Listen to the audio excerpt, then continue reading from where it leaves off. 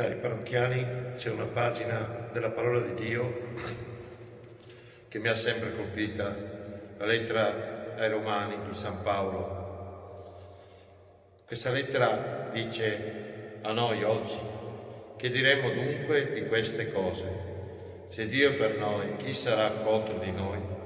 Egli che non ha risparmiato per il Figlio, ma lo ha consegnato per tutti noi, non ci donerà forse ogni cosa insieme a Lui?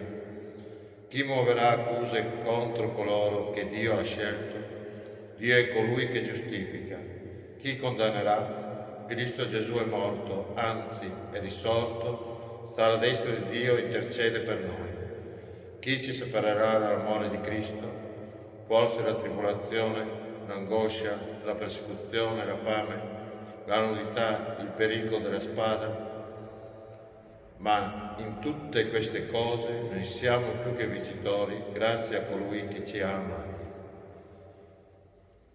Ed è qui la nostra forza in questo momento difficile che ci troviamo a vivere rinchiusi nelle nostre case, privati della nostra libertà, ma forza che diventa sapienza nel sapere che da Dio siamo amati e da Lui veniamo consolati e protetti. Poniamo tutta la nostra esistenza, tutto il nostro amore, tutta la nostra forza nelle mani di Dio Padre, che ci ha donato il suo Figlio e ha fatto sì che suo Figlio desse la vita per noi, per salvarci. E voglio concludere con una preghiera alla Madonna della Salute, a noi tanto cara.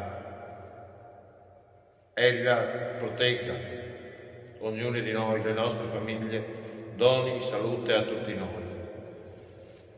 Nel nome del Padre, del Figlio e dello Spirito Santo. Santa Maria, Madre di Dio, da secoli qui ti invochiamo come Madonna della Salute. Volgi il tuo sguardo su di noi, che sotto la croce ricevesti come figli.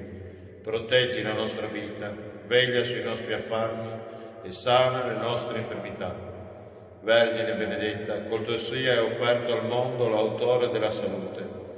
Aiutaci a cogliere con la stessa docilità la parola del Signore, perché in noi si compia la sua volontà.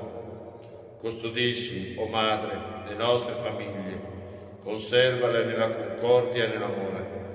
Conforta i nostri ammalati col vigore della speranza, ispira ai giovani la fedeltà al Vangelo, l'impegno costante e il servizio generoso. Rendici attenti alle sofferenze e all'angoscia dei fratelli. Prendici per mano, Vergine Santa, e guidaci all'incontro con il Figlio tuo Gesù Cristo, nostra gioia e nostra salvezza. Amen. Ave Maria, piena di grazia, il Signore è con te. Tu sei benedetta fra le donne e benedetto il frutto del tuo seno, Gesù. Santa Maria, Madre di Dio, prega per noi peccatori, adesso e nell'ora della nostra morte. Amen.